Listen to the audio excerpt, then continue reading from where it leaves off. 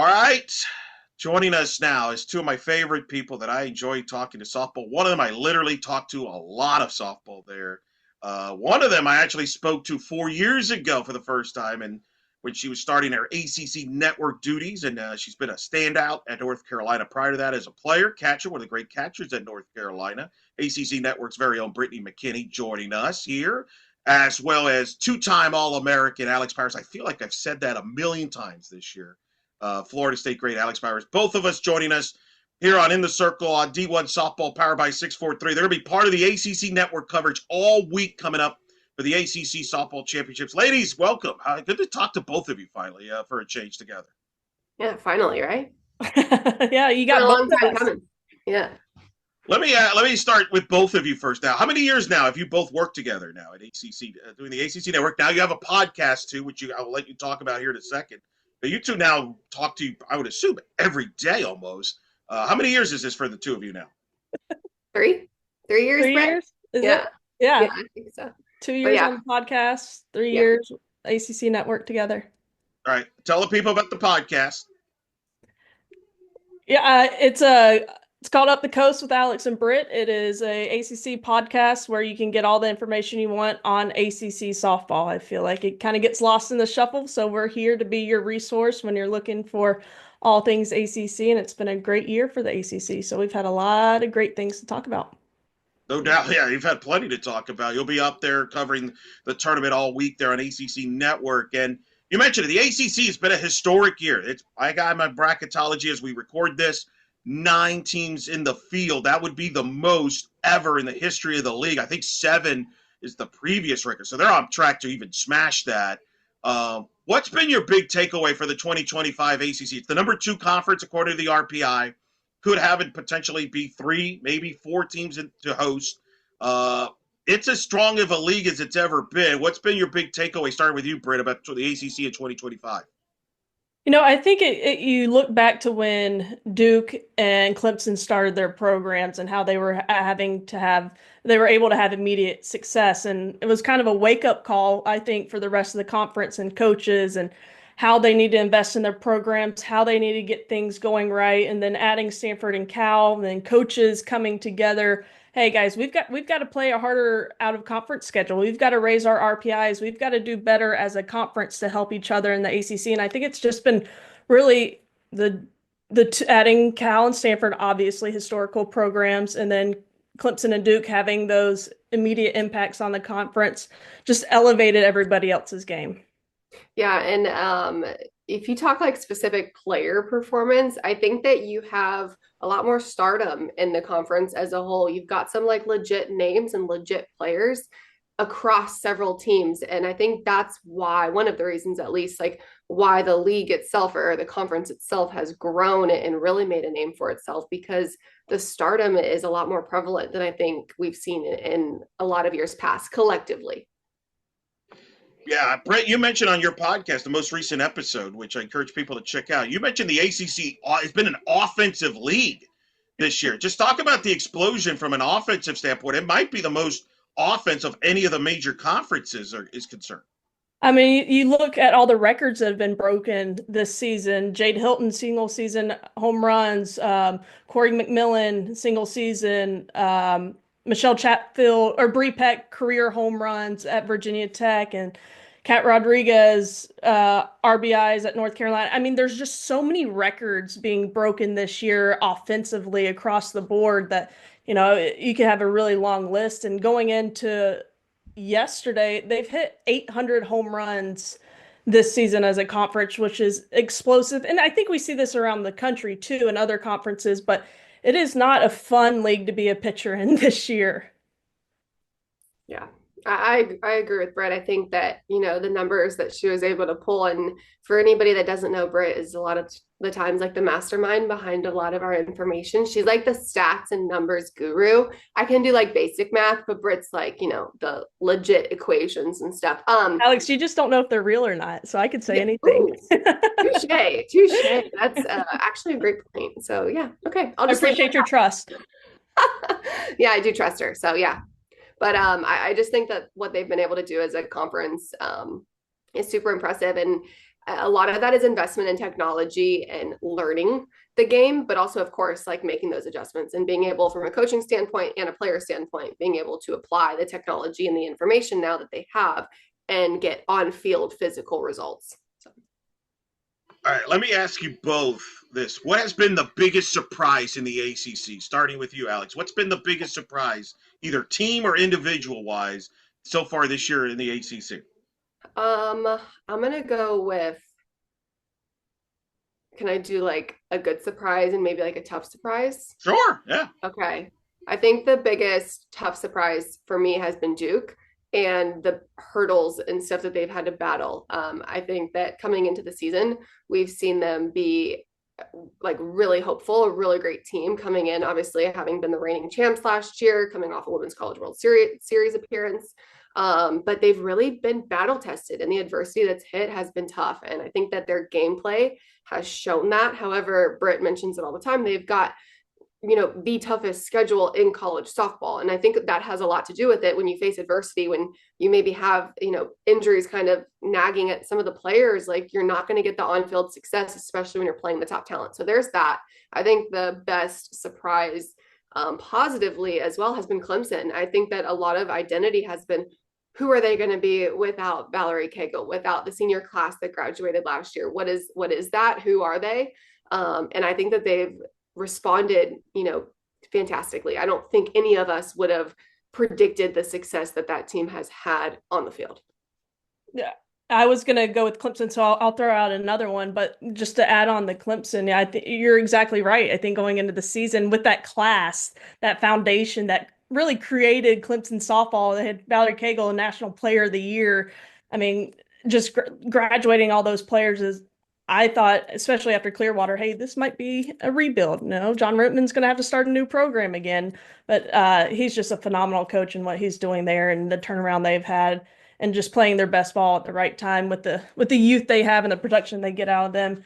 I think another, not necessarily a surprise because we've seen how great she can be, is Emma Lindley. And I think her body of work this season, the 4 no-hitters, back-to-back perfect games, showing her confidence and her skill on a consistent basis after all the valleys and highs that she's gone through in her career with new pitching coaches, the illegal pitches, giving up 40-plus home runs one season. Just seeing her all being able to put it all together her senior year has just been just a really pleasant surprise because we knew she had it before, but just seeing it all come together has been great.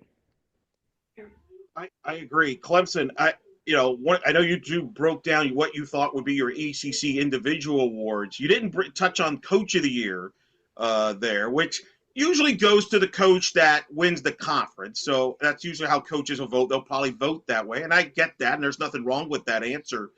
But I feel like John Rittman should be like the ACC Coach of the Year. Like, I didn't see this.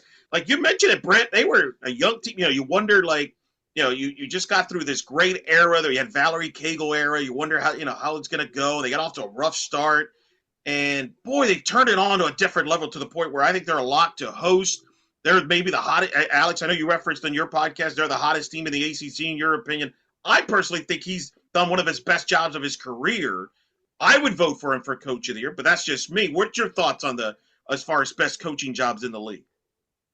You want to go first, Brett? Yeah, I'm right there with you. To me, it's between him and Kocha. I think the way she's having to manage a 4-headed monster in the circle and the way she does that so well is a ton of coaching. And that, we're voting for Coach of the Year, you want to see the coaching. But then John Rittman, man, what he's doing, and I think especially with the youth, it is almost like starting his 3rd program again. He's done it at Stanford, Clemson, and then this year is almost the same thing. And having the success they're having about halfway through. And I really like Macy Cintron is one of my favorite players on that team, 2-way player. And I really think he maybe learned a lot from coaching 2-way player Valerie Cagle and how he's kind of slowly letting her get in the innings in the circle and not putting all that pressure on her and letting her freely hit and be a 1-way player, but also get time in the circle as they can just to develop her. And I just think that's just one example of how great of a coach he is. So,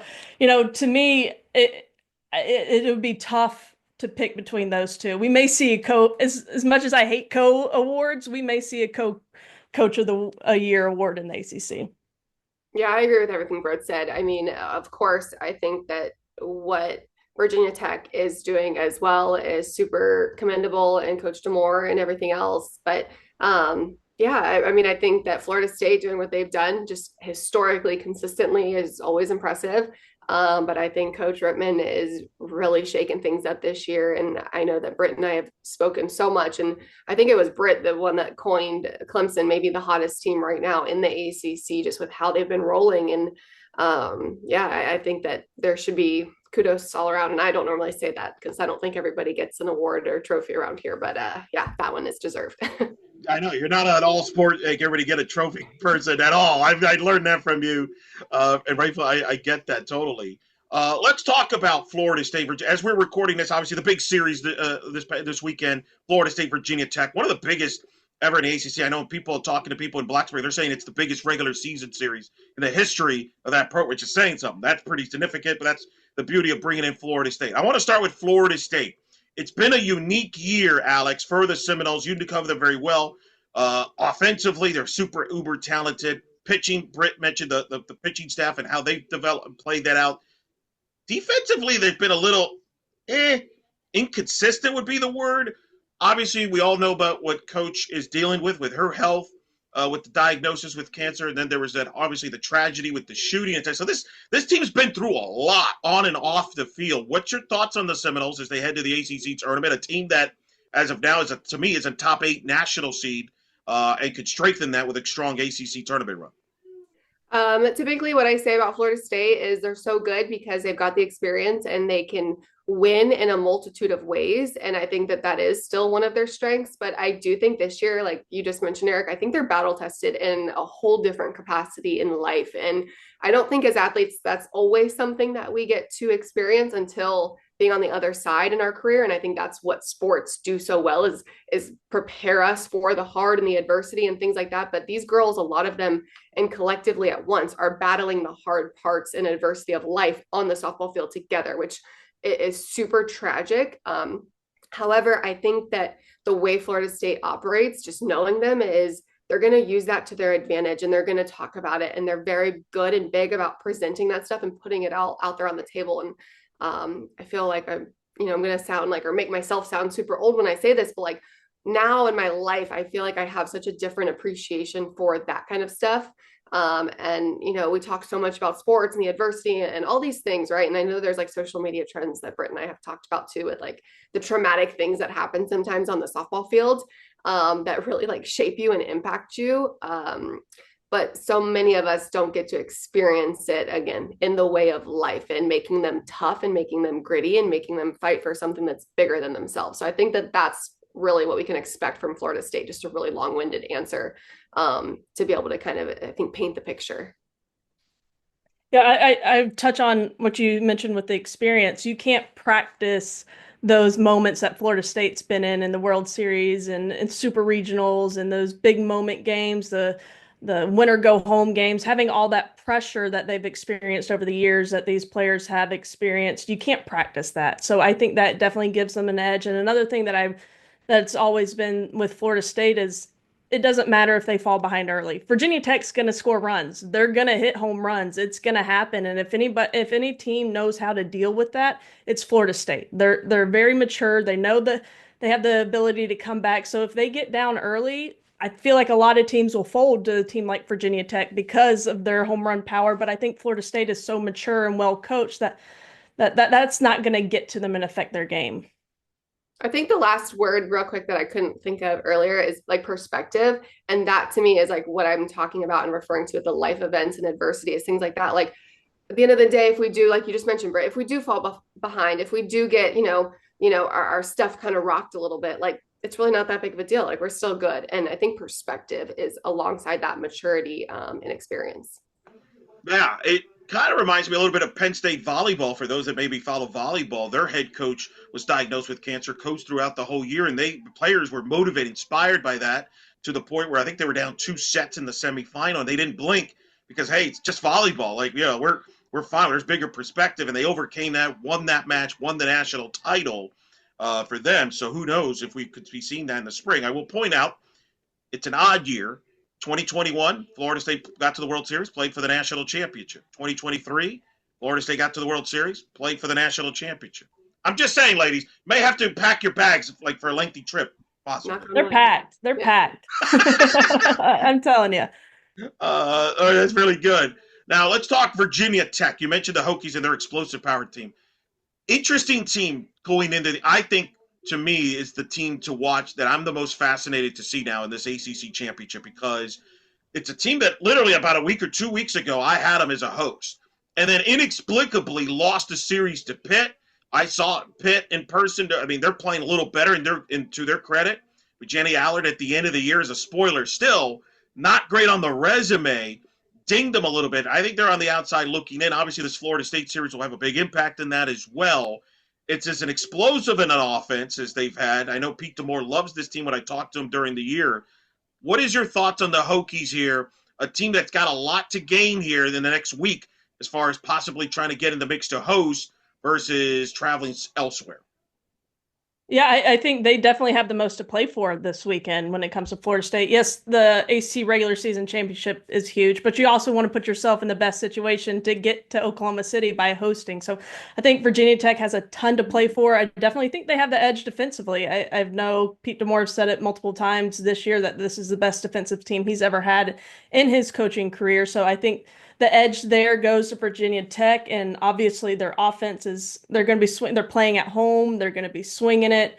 I mean, going into Pitt that weekend, I do give credit to Pitt in their game plan against Emma Limley, though. They did not chase out of the zone up and took her rise ball away and forced her to go to those secondary pitches, and they just weren't on. And then she came back out, pitched another game, went out to Cal and did pretty good out there, but I think saw a little hole in the game there. And if you're Emma Limley, you appreciate seeing that now and being able to make those adjustments going towards postseason. But I think it's going to come down to discipline for Florida State at the plate and playing clean defense. And if Florida State's able to do that, then they'll give themselves a chance against the Hokies. But Blacksburg's a tough place to play. It is. Those fans are right on you. They're loud. So I think this is the most exciting series we have this weekend. I know Florida and Oklahoma are playing, but I think there's more on the line with this series this weekend. Yeah, I'm excited for that other series as well. But this one I definitely think is pivotal. And I do agree that Virginia Tech has more to gain. If you kind of assess the two teams, I think what we've seen with Virginia Tech this year, finally, in like the best way possible, is they've been succeeding through the pressure. And that's something that we've talked about for now that we've worked together 3 years and just they've had this potential. They've had all these great arms in the circle with even Keely Richard a couple of years ago, obviously Emma Limley the last couple of years. And now they've got, we joke like the Emmas and Sophie and everything she's doing, Climate and just really good stuff. But they've been finally like winning the hard games, and it's not just competing against some of the top opponents, whether they're SEC opponents, whether they're other ACC opponents and other Power Four teams, but they're actually winning those ball games. And that's been, I think, the most pivotal change that we've seen is taking that pressure, still being able to compete in that pressure too. And so it's going to be exciting, but I do even want to pose, and this is even my podcast, but here I am going to pose the question that Britt, that she asked me last week that hasn't left my mind since, or Britt, I think it was last week, but she was saying like, would you rather be a team that gets a national seed in that 15 or 16 spot, knowing that you're going to have to go to the number 1 seed to make it to the World Series? Or would you rather be right behind that cusp and maybe have a better chance because of maybe who you line up with in a super regional? And you can't look ahead or can't assume, but you got to still kind of play out the odds. And so that one hasn't left me. And Britt, have you kind of changed your mind at all about that or made up your mind? I'm still kind of torn. I think in the past, with Oklahoma being the dynasty they were for 4 years, and now they're playing excellent softball again. Nobody wanted to be a 16 seed past 4 years and having to go to Oklahoma for the Supers. But this year, I feel like everybody's proven that they can just about beat anybody with their best game. So I don't know. I feel like maybe this year's the year that I would be okay-ish with it, but I don't know. I think I need another weekend. to figure it out. But I want to just one more thing on Virginia Tech. I think we see Lonnie manage a pitching staff very well. I think Virginia Tech's going to have to do that too. I think they left Lemley in too long against Pitt. I think they have great arms. You mentioned them, Alex, and Mazzarone and Sophie Kleiman. I think they're going to have to use them and give a different look in the game to keep Florida's offense at bay. And if they can manage that, that's going to help them have an advantage as well. I do remember that episode, you bringing that question up. And I will say this, I'll go a step further on it beyond just the draw is just as important. Because I remember last year, obviously a lot of Duke fans were upset. They didn't get a top 8 seed. My counter was, I thought they got a great draw. And it turns out it was right? They got Missouri as a 7 versus a team like Tennessee, for example, got a high seed, but drew Alabama, who knows them inside out. So sometimes be careful what you wish for, because you might get a much more difficult draw by getting what you want. It's not as bizarre as that sounds. And so I think that to kind of answer your question, Alex, which, we do share the mic a lot during the year, so it's only fair that you get to ask questions on this pod. But I do think that is a fair question to bring up. And with Virginia Tech, who has, by the way, won regionals on the road in the past under Pete Demore. So I don't think they will be deterred if they don't end up hosting. I do want one more thing, Alex. You brought up on one of your studio, I think it was before the Clemson South Carolina game, you did a studio hit and they were asking about Virginia Tech. You felt this is Pete's best team. I do. Better than the 22 team. Why?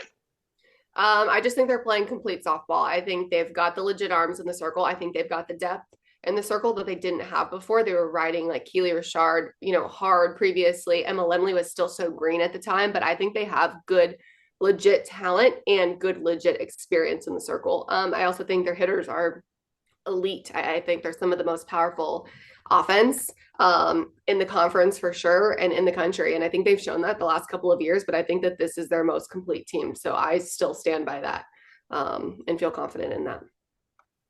Britt, what do you think about that? Because I covered the 22 team. I know you covered the 22 team. Do you agree with that? This team has got more upside than the 22 team that went away from the World Series.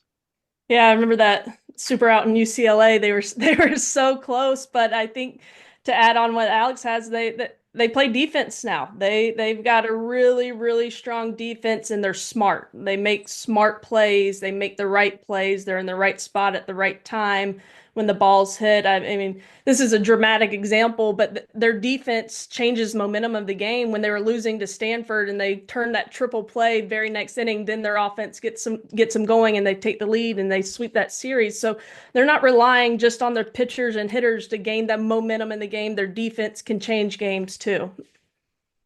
Yeah, I remember that. UCLA, they've got cross past the Florida Super Regional. That was the year in 20 there where they had the first win at home. We'll see what happens with them. Let's talk Stanford Cal and their additions. There's obviously so much chatter. You both have talked about it at length.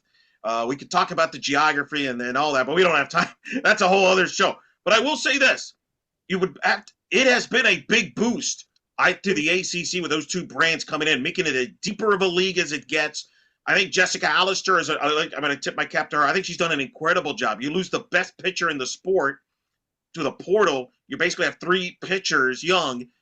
They have really exploded offensively, and here they are, team that's in the top 16, top RPI. They're not going to be able to host because if Coldplay apparently is occupying the football stadium.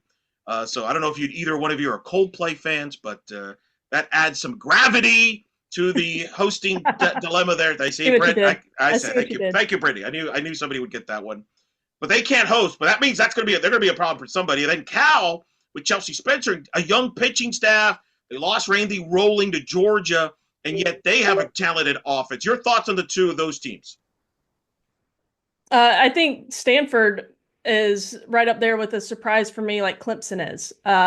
Losing Nija and the offense we've seen in the past from Stanford's like, all right, what are they going to be able to do? Because they can't go in the transfer portal. It's just they can't go get some stud and bring her in or junior, senior year to make an impact on their offense. So it's going to be the same team. What are they going to do? And my goodness, they saw a need and they fulfilled it offensively, which has been so impressive. And then they have 3 arms in the circle and a new pitching coach and a lot of newness in the circle. And they're figuring it out. And they give themselves a chance in the circle every game to win the ball game. And with their offense stepping up, it's been a great coaching job by Alistair. Maybe we need to throw her name up there for Coach of the Year too for the ACC. I mean, you got to love it for the ACC. Great coaching, great hitters, offense, just doing what they can do with what they have. And then you go down to Cal with Chelsea Spencer, and she's a competitor. This is a Cal program that has a national championship on their wall, and that's their ultimate goal for Chelsea Spencer's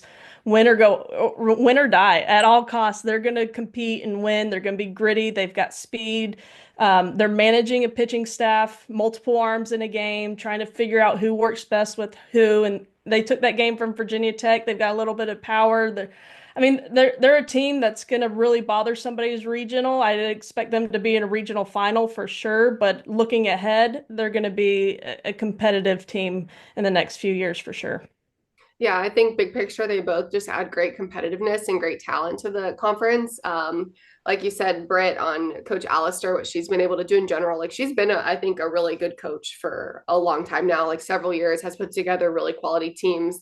And this was a Stanford team that, years back wasn't, obviously they've been good historically with some of the names and players that have come through their program, right? Like Mendoza and stuff, don't get me wrong. But I just mean, lately, the last decade and a half, like you haven't expected to see Stanford at the World Series, but the last several years, like it's been holy cow, like this is a legit team and they do a lot of things well. So just the quality, the smarts of the game, and not just because they're Stanford students as well as athletes, is super impressive. And it's just total team. And I think Cal, you looking at that, like you said, the grittiness, the competitiveness, the win at all costs type of mentality, that's the stuff that is like ingrained, I think, in the coaching staff starts with Coach Spencer, but also the type of player that she's starting to recruit now too, and kind of making her, way into the program and setting it up how she wants to see it. And then I think in general, you look at what they did a couple of weeks ago with the big swing game and setting the record and all that stuff. Like these teams know how to play in front of big crowds. They know what it means to play under pressure. And then the good visibility and stuff that they're bringing to the sport, to the conference in particular, is awesome. But you look at that, and Cal walked away with that win. Stanford won the series, but Cal won the biggest literal game, in the history of college softball. So it just kind of adds to that pressure, to that excitement, to that experience. So.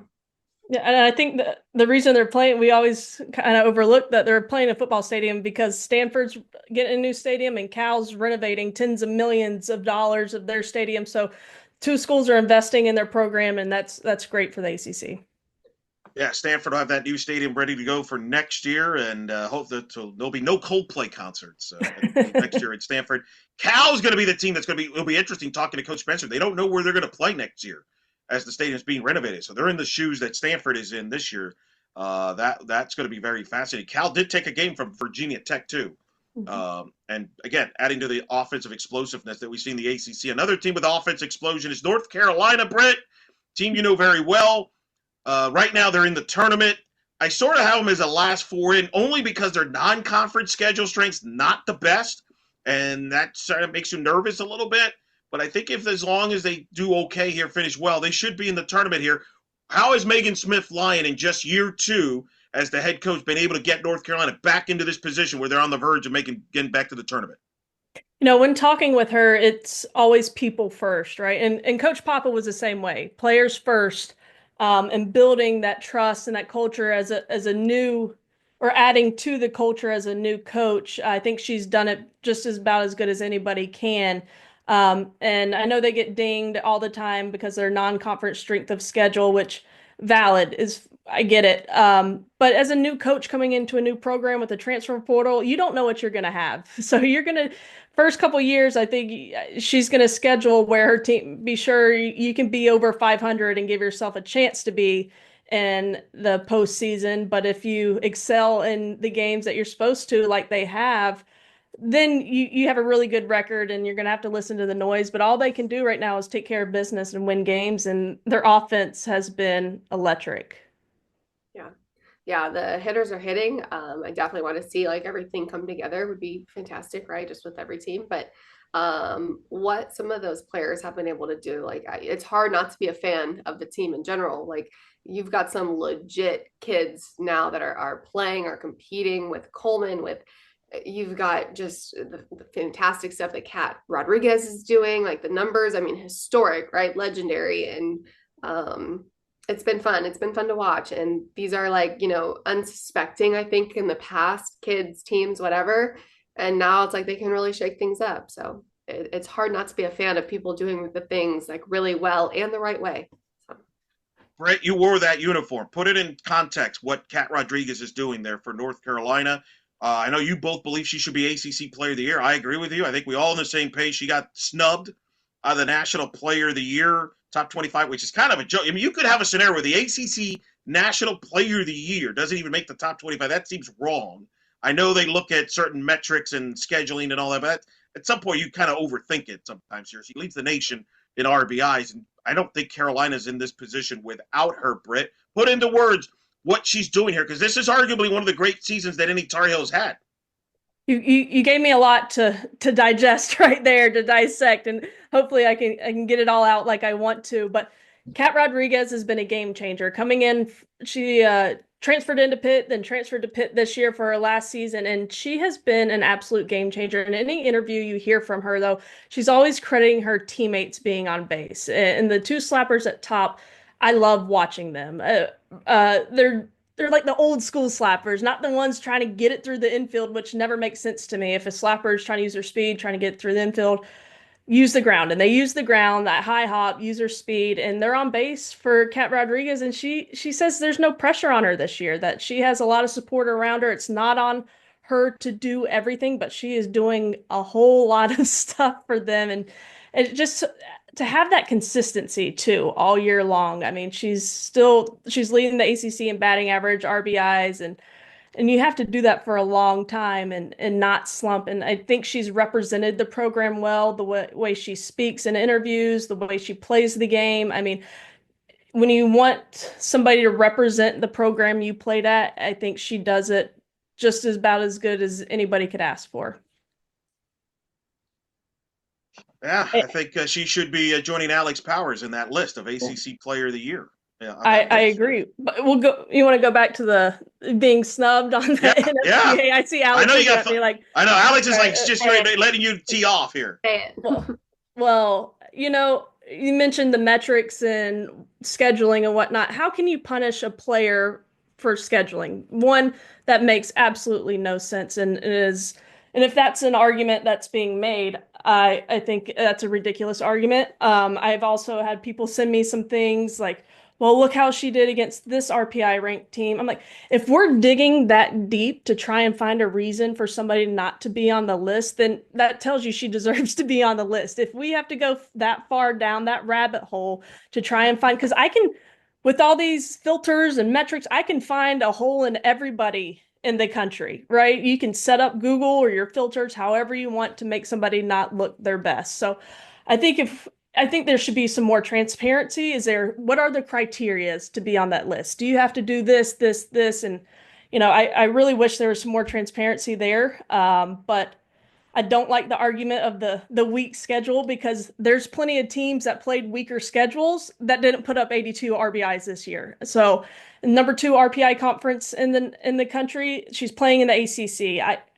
That scheduling argument that I'm hearing a lot, I don't like it, and I don't think there's much behind it, but I think people are grasping at straws. I appreciate the people that do interact and vote and do everything for our sport, but I think this was a swing and a miss here, and I'm not taking away from anybody that's on the list 100%. Was it last year, Eric, that they had the 27 top 25 players? It was recent. Come on, if you're willing to do that and you can and you're still leaving Kat off the list, I don't know. Do I think should be the National Player of the Year? Probably not, but I definitely think she should be at the top 25 or 27, since we can do that too. Man, that was good. Yeah, I love Alex was smiling there. Alex knew what was coming too. I can tell you two know each other so well. Alex knew what was coming. She was just ready, sitting back. I agree with everything you've said. I think we overthink things sometimes and overcomplicate things. Is she a great player or not? Period. What does she mean to your team? And listen, I saw the list. I'm not going to mention names, but there are names on that list that made it that their schedule strength's not very good either. So why are they on that list? I'm not going to guess that. You could look that up for yourselves. I just don't think athletes should be penalized for things outside of their control. Right. Bottom line.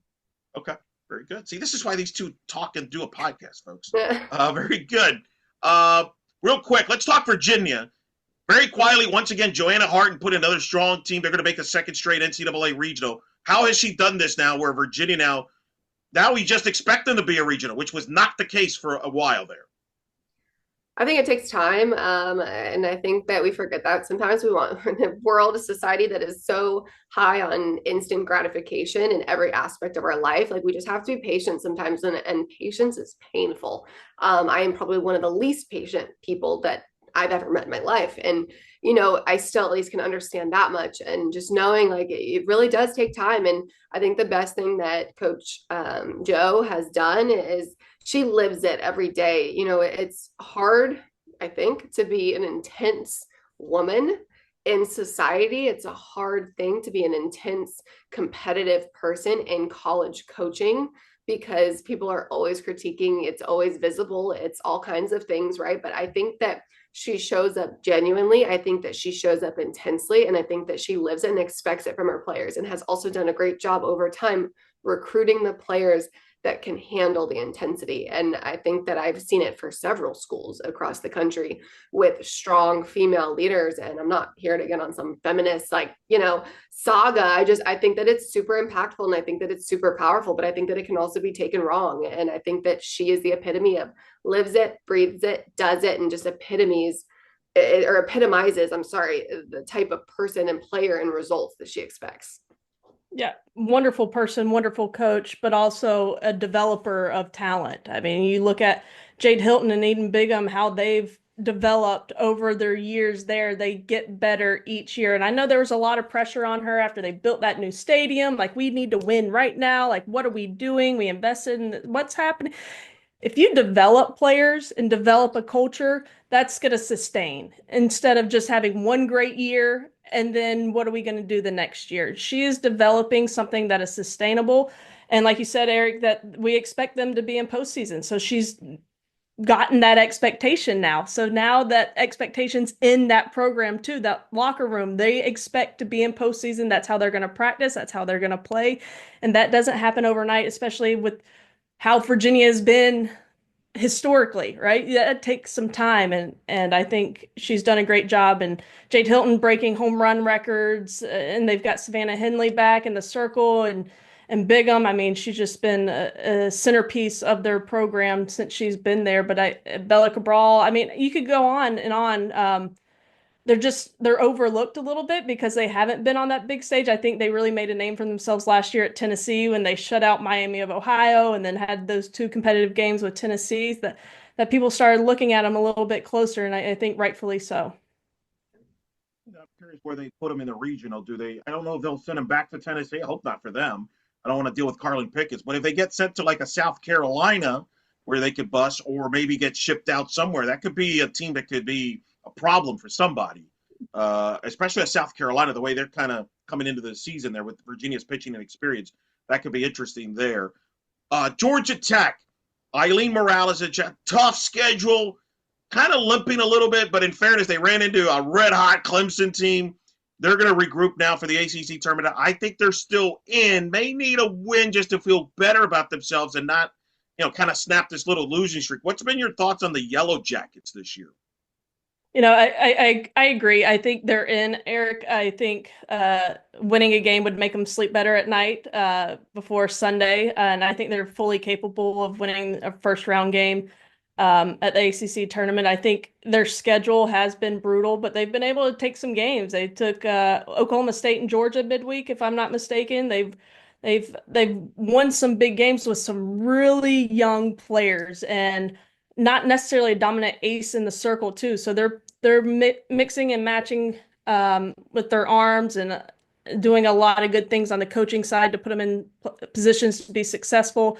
Their power's coming along the beginning of the season. Eileen told us to expect a lot of doubles from this team, but now we're expecting a lot of home runs, seeing that development, like we talked about with Joe Harden.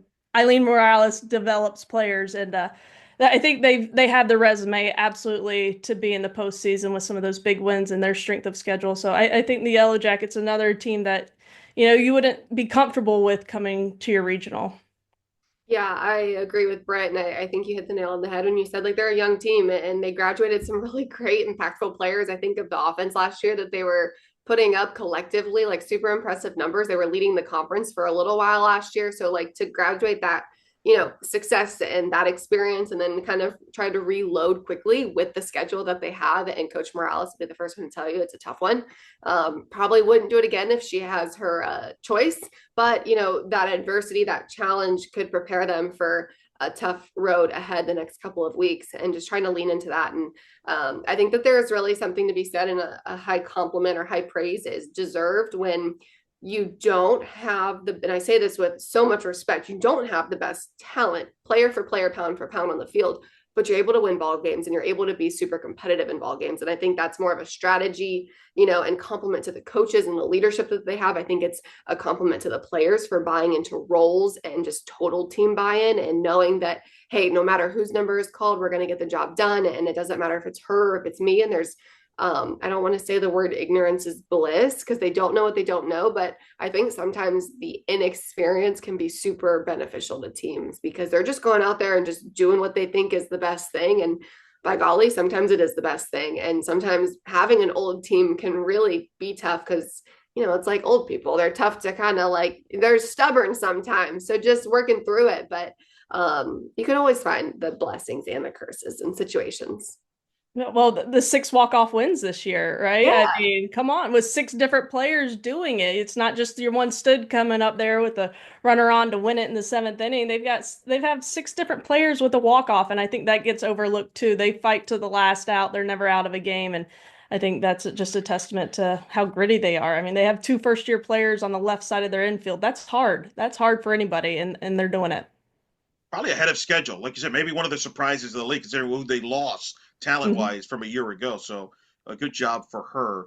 Real quick on Duke. Are they the most mysterious team going into the ACC tournament for the two of you? And I say that because, Alex, you mentioned it. They've been up and down.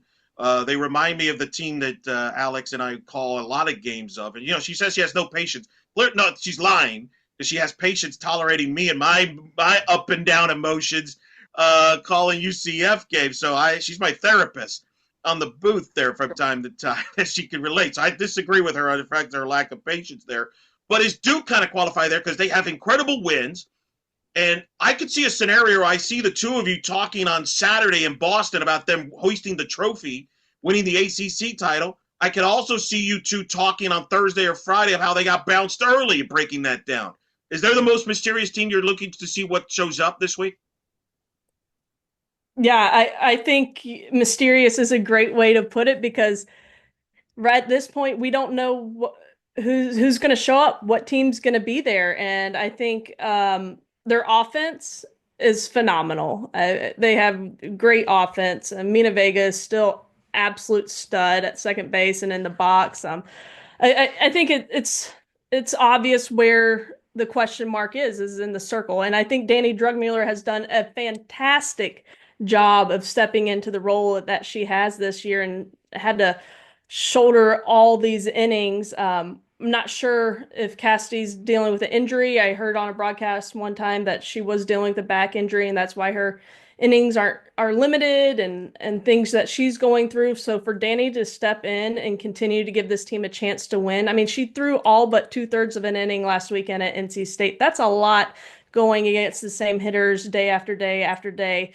So props to her and her courage and her perseverance. But they have the offense to beat anybody. The pitching just has to keep them in the game. So like you said, Eric, there's a very good chance that they're back-to-back tournament champions this week because of the talent there. But it's just going to come down to how many runs do they have to score to win. Yeah, I agree with Brett, and I also agree that the word mysterious is a fantastic way to describe them because, yeah, you just don't know which team you're getting on the field. But it's a team that you feel like returning seven players or so like would be a lot of experience, but it's not, and it's just not because they weren't the names from last year's squad. Some of them were, don't get me wrong, but I just mean like there was a lot of there's a lot of room, I think, for them to grow and mature on the field. And I say this with, so much potential ahead for them as well. They're great players, they're great coaching staff, obviously, so much great leadership across the board between staff and team. But I just think that they're trying to bring everybody that might be new with their experience on that roster with them. And that's a hard thing to do because you've got young players leading other young players sometimes. And, it's just, it's a challenge, but it's a good challenge. And I still do think that talent for talent, like player for player, they've got some of the best players on that roster. Just at the top of the order, middle, bottom half, whatever it is, it's going to be a matter of, like Britt said, getting the job done in the circle and the depth. But I think that Amina Vega, I said it when I was up in Bristol, and I'll say it again. I think she's etching her name as to be one of the best players to ever come through the Duke program.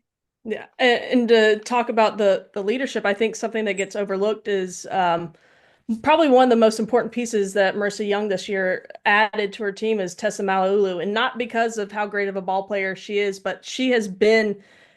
I can visually see her be the on-field leader. I can count multiple times where she's been the one to call time, bring that infield together, understanding that youth around her. And I don't know where they would be without her in that leadership because they needed that. And Marissa Young went and got Tessa, and that was a huge pickup for her. I mean, she's a great ball player, but what she adds as a leader and on the field has really been important for them. Yeah, no doubt there. All right, two quick more things. I'm not going to ask you either one to pick an ACC champion. You may do that probably in your studio time. Or your podcast. That's cool. I won't do that. I will ask you, what is a key for whoever wins the ACC tournament that they must do during the ACC championship tournament? Give me a key. Whoever wins the ACC must do blank. One of the things that I said is actually particular to a certain team, but I'm going to say it big picture. Like, I think that when I mentioned the word stardom earlier, like your best players need to be playing their best throughout the tournament, throughout the postseason as a whole. Like the names that have been prevalent throughout the entire season, they got to keep that streak going. You've got to keep your hot players hot. And that's a really, I think, maybe unfair opinion because it's hard to put that level of expectation. But I think that there's a reason a lot of these teams are sitting where they're sitting nationally with the success that they've had. You've got to have it continue. Now, yes, is it nice to have depth and is it the same player every time coming through in the big moments? No, but it's those top star players on each roster having the competitive at bats, setting the tone, getting the job done on the fundamental aspects. And to me, that's going to be the key for whoever it is in the ACC that wins the tournament. And then a lot of ACC teams going through the regionals as well. Yeah, seeing the stars step up and embrace that challenge when it matters the most, right? For me, we talked about it earlier. There's going to be a lot of offense. There's going to be home runs. This league hits the ball, but you got to make those be solo shots. You can't give up free bases in terms of walks of the pitching staff. If you're walking a bunch of players and having Corey McMillan come up with runners on, not going to win. You can't give up free bases with errors and walks. So I think the team that limits the free passes in terms of walks and limits the home runs to solo shots will give themselves the best chance to hoist that trophy. I know you two are excited to watch it and cover it all week at the ACC tournament. You'll be at Bristol, at Boston, and then obviously postseason, hopefully maybe the World Series. You two will be spending a lot of time. I'm curious because you could sense it here on this podcast, and I noticed it right away when you first did the first year. You built chemistry right away. How did you two click? Because that's not easy sometimes. I think Britt, you did it solo maybe for a year or two, and then before Alex jumped on board. How were you two able to kind of get that chemistry going to the point where, like you said, you two know each other probably as well as anybody as far as this profession right now? Alex, you want to go first? Or you want me to go first? Sure. I got two things. Brittany's like the big sister that I never had. When I say that, like she's just way more responsible, like way more on top of her stuff. Like she and Taylor were both already communicating the weather, which like I don't even look at the weather when I do this stuff, and travel. That and then actually, and I don't know if this is like funny to say or just like goofy, but Britt told me that I also kind of remind her of Taryn because we're just kind of like I think 100 miles an hour all the time. And so Britt's very used to it. And I'm just very grateful that she's patient. So there's that. Alex didn't give me a choice. She said, you're going to be my friend. We're going to be besties. And this is how it's going to be. That's pretty much accurate. No, hey, she's a great ball player, great head on her shoulders, great person, somebody that you want to surround yourself with, somebody that I want my son to meet soon and love her to death. And I'm just lucky that she's there with us, and it goes beyond the softball world It's now, fun. so it's great. It's fun. Also, Lincoln did one time. I think I called Britt so frequently at one point. I think he asked if it was me on the phone or something like that, right, Britt? Yeah. Is it Alex? Is that Alex? Yeah. That's He asked to wow. FaceTime her. That's Hmm. big. That's pretty good. That's pretty good. She's always very poised too, Britt. Like she's very poised when things are getting chaotic, which is very important. My only question is, how many highlight markers does she show off doing when she's next to you in the studio there? Does she have a couple of highlight markers, or is that just for me? This is I don't even really use pins or highlighters, but they're like my security blanket. So you'll always see one in my hand as my little, I don't know, pacifier or something. It's just maybe the ADD in me. I've got to be moving something. Okay. Yeah. Alex, how many highlighters, markers, different pen colors you gonna have during the studio here? I'll have my whole bag of markers and pens and lip gloss and tahine all in the same little pouch. And Britt, I don't know if she's seen the actual pouch, but she knows that I always Ooh. have pens because I think last year I was like handing the pens out like anytime her or Taylor needed it or whatever. But I always have like my pink one is what I'm using on set. So yeah. There you go. See, I've look seen. at you being responsible and taking care of us too. It works both Yeah. ways. One thing about me, my bag is like the Mary Poppins bag. So if anybody needs anything, I've got it. It's just everything else might be in shambles. Who knows? I've We all learned have that. our strengths. I've learned that seeing it up close in person, folks, Yeah. all year, last couple of years. Alex Powers, Brittany McKinney, check him out all week. ACC Network coverage throughout the postseason, covered all things ACC. Ladies, tell us what they can expect to see, not just this week, but throughout, and then as well as the podcast. It's gonna be a lot of fun. Probably a lot of goofy stuff, good laughs, inside jokes, but also some good information. I think that we really enjoy each other's company, breaking it down, and just loving softball. You probably will not meet many people in your life that love softball more than Britt and I. She's way more technical and like probably smart in that way. I just love the sport. I love competing. I love the intricacies of the game. So that's what they can expect. The network does a wonderful job with softball. You're going to see a lot of post-game interviews with players, coaches. They've been working on this production for a long time now, so they're going to do things right and get you the inside look. And every game, every pitch is going to be there. We'll have pre-game shows, post-game shows, nightly shows. So we'll break it all down. The ACC network does a great job supporting the ACC and softball, and very grateful for them. So it's going to be a great ride. I enjoy it. I always enjoy you to talk. We could talk hours. We could do this for hours, but you both have lives, and clearly I'm the third wheel as far as the IQ level in softball in this one, which is a good thing. Ladies, this was fun. We're gonna have to do this down the road more often, but good luck. Have fun this week together, and thanks for doing this and talking to us here. Thanks, Elo. I can't wait for your next bracketology. Yes.